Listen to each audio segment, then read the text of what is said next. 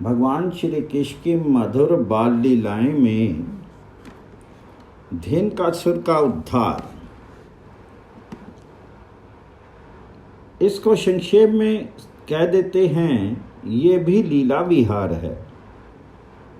श्री कृष्ण के सखाओं में प्रधान सखा रहे श्री दामा, उन्होंने सुबल, स्तोक कृष्ण अर्थात छोटे कृष्ण, ग्वाल बालों ने आकर के बड़े प्रेम से कहा श्याम राम से कि भैया देखो, हमारे सामने आकर के हमारे मन की कोई बात बाकी रह जाए तो कैसे रहेगी। हमारे मन में आ रही है कि ताड़ फल खाने की, और दाऊ भैया तुम्हारा नाम ही बलराम है, तुम्हारे बल का क्या ठिकाना है। और ये कन्हैया, ये तो बात की बात में असुरों को मार डालता है। भैया यहाँ से थोड़ी दूर पर एक जंगल है, उस जंगल में तमाम ताड़ के पेड़ लगे हैं और वहाँ गिरते रहते हैं ताड़ के फल। पर वहाँ एक राक्षस रहता है गधे के रूप में, उसका नाम है धेनुकासुर। अरे बड़ा बलवान है, ना मालूम उसने आज तक कितने आदमियों को खा लिया है।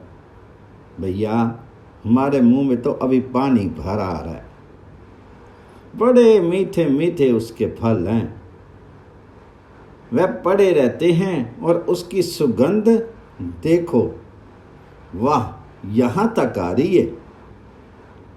हमारा मन मुग्ध हो रहा है, हमारी इच्छा हो रही है।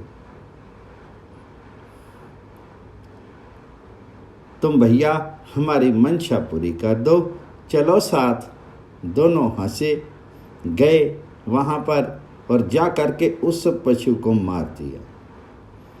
ये कथा कल कहेंगे, बीच में आगे बात तो कही, इसके बाद ये ब्रज में आई, आज ये बात कहने का मन था।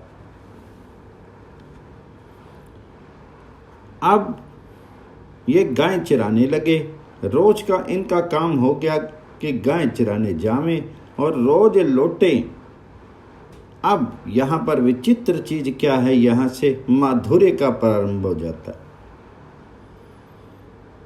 धेनु को जब मार दिया तो उस दिन से क्या होने लगा था कि यह ब्रज सुंदरियां तमाम अब तक तो वात्सल्यवती गोपिकाएं हैं, आती भी थी बच्चों को देखने। अब ये ब्रज राजनंदन के श्री अंगों में पुगंड अवस्था में ही किशोर की अभिव्यक्ति होगी और इनकी आवश्यकता थी।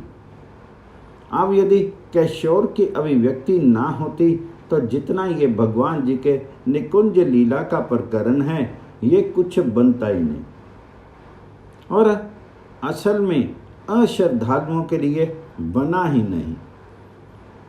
ये तो 10 वर्ष की अवस्था में श्याम सुंदर ब्रज को छोड़ आए, वृंदावन को छोड़ आए।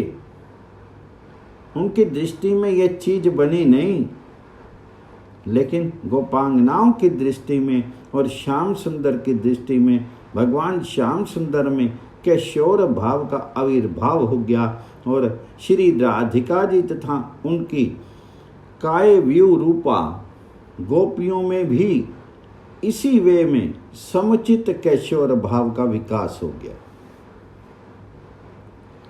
क्या होता कि जब ये रोज जाते तो दिन भर तो गोपांगनाओं के चर्चा का, मनन का विषय बने रहते। श्याम सुंदर यही चीज भला साधना की दृष्टि से देखें, श्याम सुंदर के अतिरिक्त उनके मन पर कल्पना के लिए भी, क्षण मात्र के लिए भी दूसरे किसी भाव का उदय नहीं होता, समृद्धि नहीं होती। भगवान जी के मनन के द्वारा ही वह वज्र वधुएं दिन भर अपने मन संताप को शांत करती रहती। अब प्रहान काल होता तो उनके मन में बड़ी भारी त्वरा लग जाती कि अब लौटते होंगे, अब विहार करते हुए लौटते होंगे, तो उनका लौटना देखने के लिए वे सब की सब वहाँ दरवाजों पर आकर के खड़ी हो जाती, चारों तरफ देखती कि आते होंगे।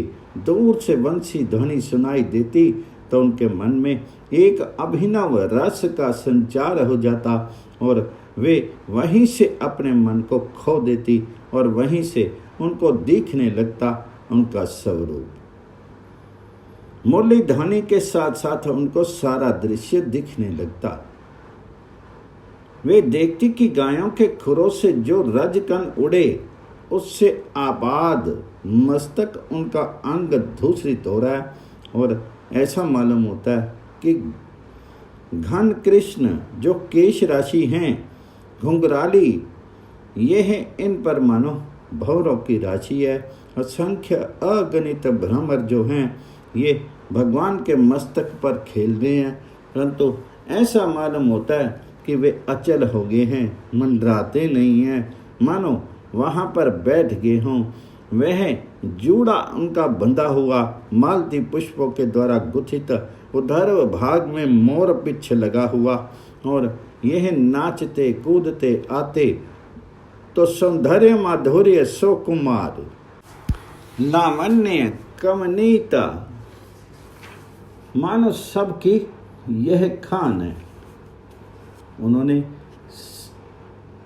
इन्हीं से सब निकले हैं। इस प्रकार यह अनंत अनंत सौंदर्य माधुर्य समुद्र में डूब जाती और मानो कभी उनकी आंखों ने इनको देखा ही ना हो। इस प्रकार अतृप्त नयनों से वह देखती रह जाती और ना मालूम कब तक देखती रहती। यहाँ पर काल का व्यवधान मिट जाता। लोक दृष्टि में काल नहीं बीतता, पर वहाँ तो ना मालूम कितने काल तक ये गोप सुंदरियाँ वहाँ पर खड़ी रहती और उनको देखती रहती। श्री राधिका जी और जो श्री गोपांगनाएं रहीं, उनकी काव्य रूपा सखियाँ ये सब देख देख करके हमेशा अपने नेत्रों को अतृप्त रखती।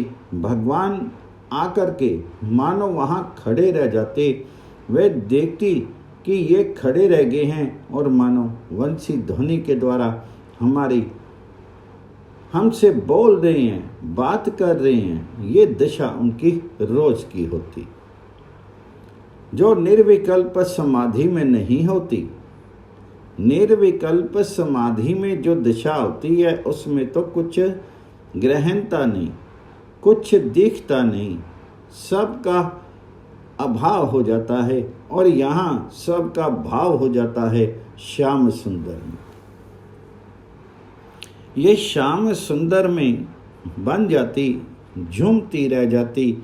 उसी झूमते में इनको छोड़ करके श्याम सुंदर आगे बढ़ते और काष्ठ पुतलिका की भांति इनका शीर घर में लौट जाता। रात भर इसी भाव में निमग्न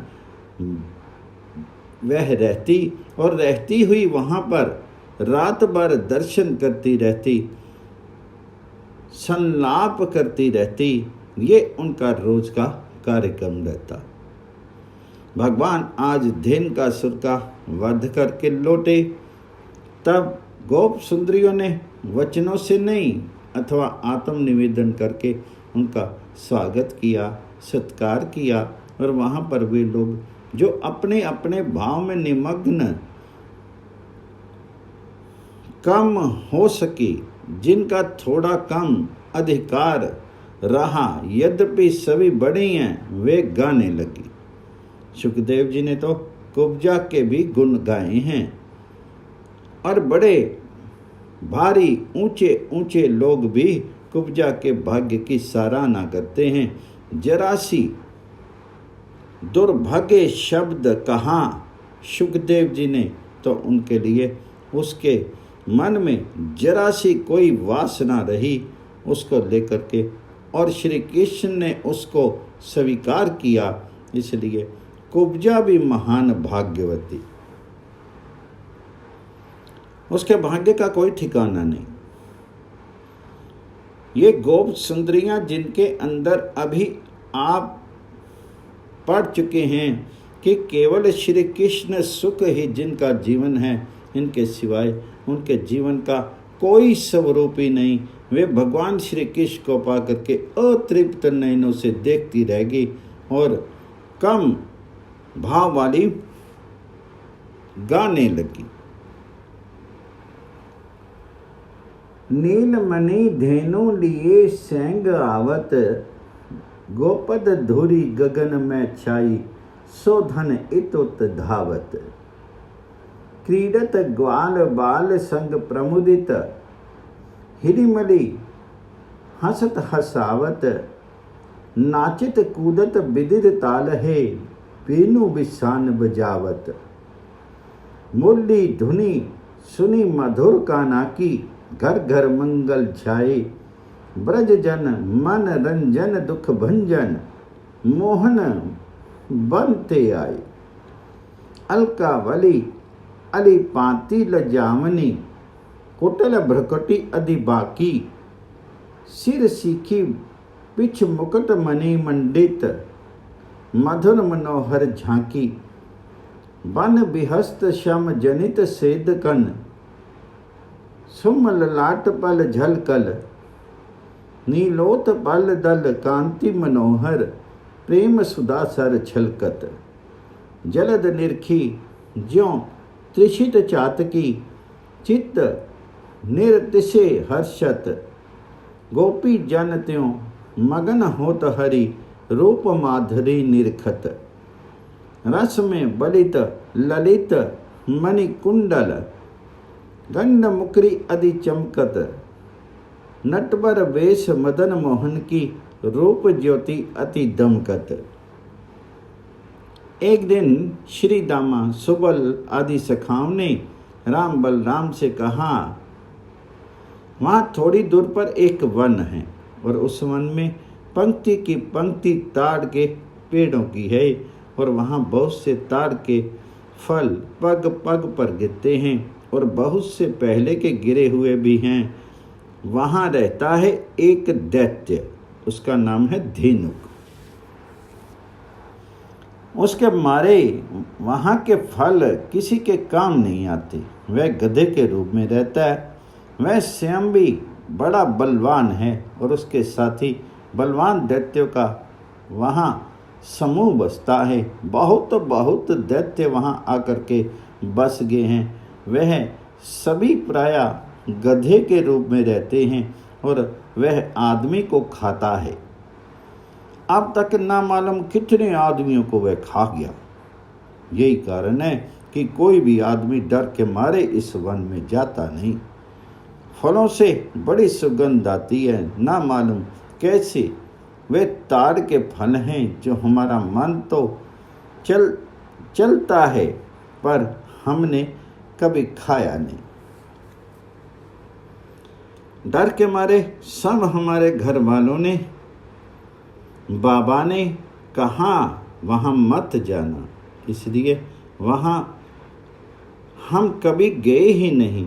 देखो ना, उसकी गंध यहाँ तक आ रही है, बड़ी अच्छी महक मालूम होती है और उसका ध्यान करते ही रस आने लगता है। श्री कृष्ण, हमारा मन मोहित हो गया है। उन फलों की सुगंध से मचल जाता है कि जल्दी से वह ताड़ के फल मिल जाए तो खाएं। तुम हमें वह फल खिला दो ना। ये वात्सल्य लीला है भला। कल अपनी बात हुई थी कि भगवान के ऐश्वर्य की यहाँ कोई बात नहीं। इतने बड़े भगवान से कौन कहे कि तुम हमें फल खिलाओ। अब इनके मन में ऐश्वर्य की तो नहीं, पर ये जानते हैं कि इनमें बल बहुत है। और नंद बाबा कहा करते हैं कि नारायण की बड़ी कृपा है, जहाँ जाते हैं ये वहीं विजयी होते हैं और उनको कोई जीत नहीं सकता। शायद वह फल भी मिल जाए खाने को। सखाओं ने कहा कि भाई, हमारा तो ये इच्छा है कि गम्यताम, अब तुम लोग ठीक समझो तो चलो। वहाँ पर हमको फल खिलाओ और ना ठीक तो तुम्हारी खुशी। कन्हैया तैयार ही बैठे थे। कहा दाऊ भैया, ओ दाऊ भैया चलो। दोनों बच्चों की बात सुन करके हंस पड़े और उन बच्चों को प्रसन्न करने के लिए, उनको तो सखाओं को सुख देना है, सखाओं को सुख देने के लिए, उनको प्रसन्न करने के लिए दोनों हंस करके अपने जो मित्र हैं, सुहृद हैं, उनको सुख देने के लिए ये वहां से चल पड़े।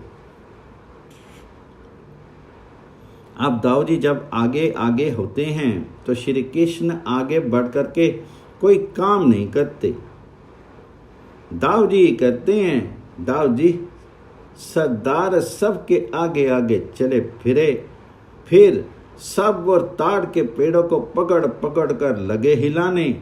एक को हिलाया, दूसरे को हिलाया, जैसे कोई मतवाले हाथी का बच्चा बड़े जोर से किसी पेड़ को हिलाता है, इस प्रकार ये पेड़ों को हिलाने लगे जोर से और सब फल नीचे गिरा दिए। सब पके फल थे।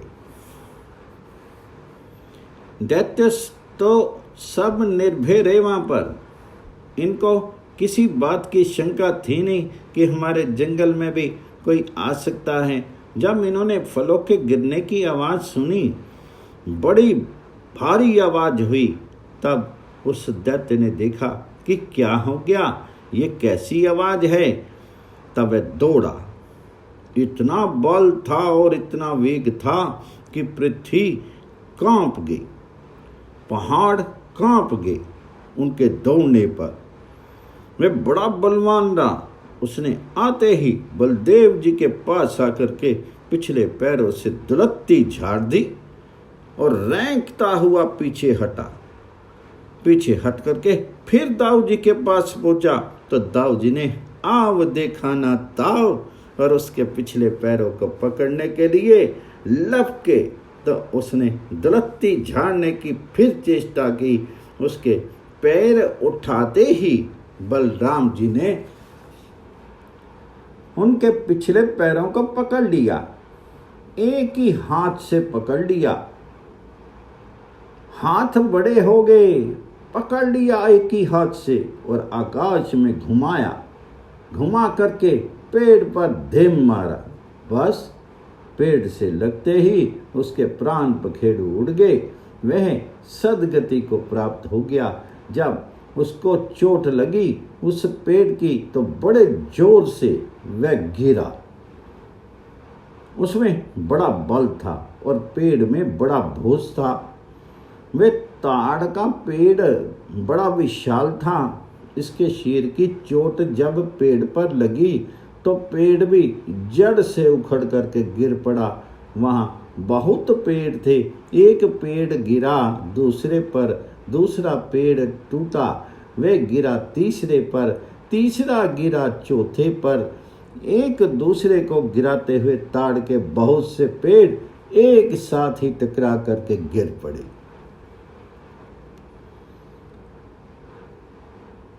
अब वहां बड़ा शोर हो गया। वह ताड़ के सारे फल हिल गए। जिस प्रकार तूफान आवे और बड़े जोर की आंधी और जिससे सारे पेड़ हिल जावें, इस प्रकार से बहुत से तो टूट गए और हिल गए सब के सब। कहते हैं कि ये कोई बड़ी बात नहीं। बड़े भाई, ये बलराम तो जगदीश्वर हैं।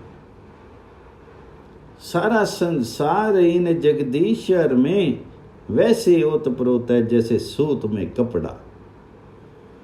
सूत ही सूत है, भगवान ही भगवान हैं, तो इनके लिए कोई आश्चर्य की बात नहीं है। जब इस प्रकार से धेनुकासुर मारा गया और ताड़ के पेड़ टूट गए तो उनके जो जाति वाले भाई बंधु वहाँ पर थे वे सब दौड़ते आए और सब ने अपने अपने जान में दुलती उठा उठा करके मारने की चेष्टा की। पर ये ऐसे फुर्तीले हाथ इन दोनों के तुरंत पकड़ करके उठाया और घुमा करके फेंका। इस प्रकार से जो जो पास आया उन सब को लीलिया खेल ही खेल में उनके पिछले पैरों को पकड़ पकड़ करके ताड़ के पेड़ों पर दे मारा। वहां की सारी जमीन ताड़ के पेड़ों से पट गई। तमाम ताड़ के पेड़ ही पेड़ बिछ गए और तमाम फल ही फल वहां पर फैल गए।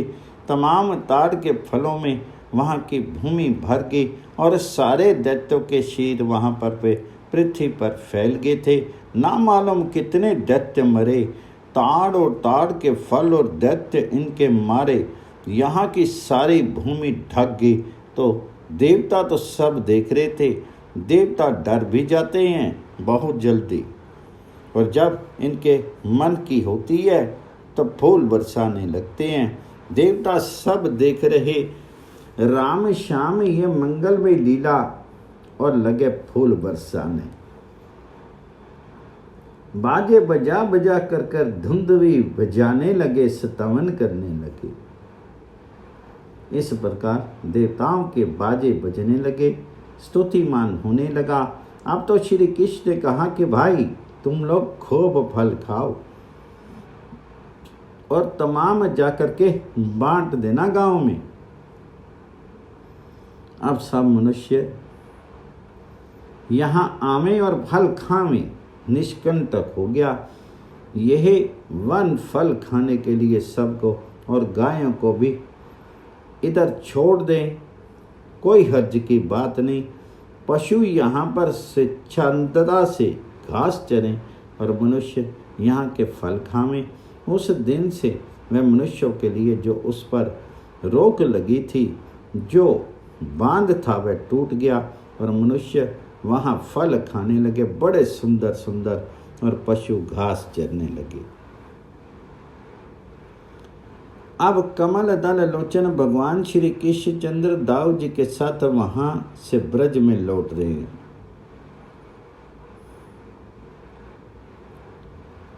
ग्वाल बाल जब उनके पीछे पीछे गीत गाते हुए चल रहे, आज तो ताड़ के फल खा करके आए हैं ना, इसलिए सबको नशा चढ़ा है। मैं मजे में पीछे पीछे गाते हुए नाचते हुए सब चले। श्री कृष्ण की घुंघराली अलकावली पर गायों के खुर से उड़ उड़ करके तमाम धूली पड़ी हुई थी।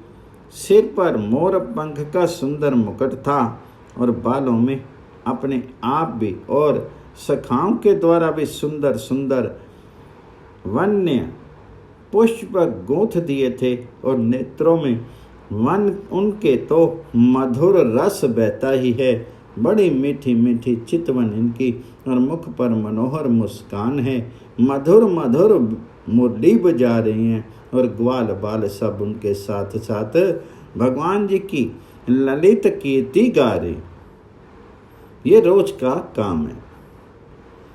श्री गौमांगनाएं बहुत सी गोपियां एक साथ वंशी ध्वनि दूर से ही सुनने की प्रतीक्षा में बाहर निकल आई। न मालूम उनकी आंखें श्याम सुंदर को देखने को कब से तरस रही थी।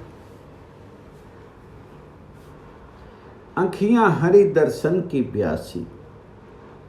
ब्रज के लोगों की आंखें निरंतर हरि दर्शन की प्यासी ही बनी रहती हैं, तरसती रहती हैं। दर्शन मिल जाता है तो उनके प्रेम के आंसू आ जाते हैं। देख नहीं पाती तो कवि ने बड़ी सुंदर इस पर बात लिखी है। या दुखिया आँखियन को सुख सिरजो ही नाही, देखत बने न देखते बिन देखे अकुलाई। गोपियां कहने लगे कि हमारी दुखियारी आंखों के लिए जो कभी सुख का सृजन हुआ ही नहीं, सुख बना ही नहीं, देखत बने ना देखते, जब कोई सामने आते हैं तो अनंत अश्रों की धारा बहने लगती है। इससे कुछ दिखता तो नहीं, अब नहीं दिखते तो प्राण अकुलता में रहते हैं, आंखें अकुलाती रहती हैं भगवान जी के मुख कमल रस सुधा का पान करने के लिए। इनकी आंखें नित्य नित्य तृषित रहती हैं। गोपियों ने अपने नेत्र भ्रमों से भगवान जी के मुखार विंद मुख कमल मकरंद रस का पान करके अपने दिन भर की वीर ज्वाला को मनुष्य शांत किया। भगवान ने भी उनकी क्रीडापूर्ण सलज्ज हंसी और विनय से युक्त उनकी विकट चितवन का सत्कार स्वीकार करके ब्रज में प्रवेश किया। यशोदा मैया और रोहिणी मैया जो वात्सल्य समुद्र था वह मानो उमड़ ही रहा था।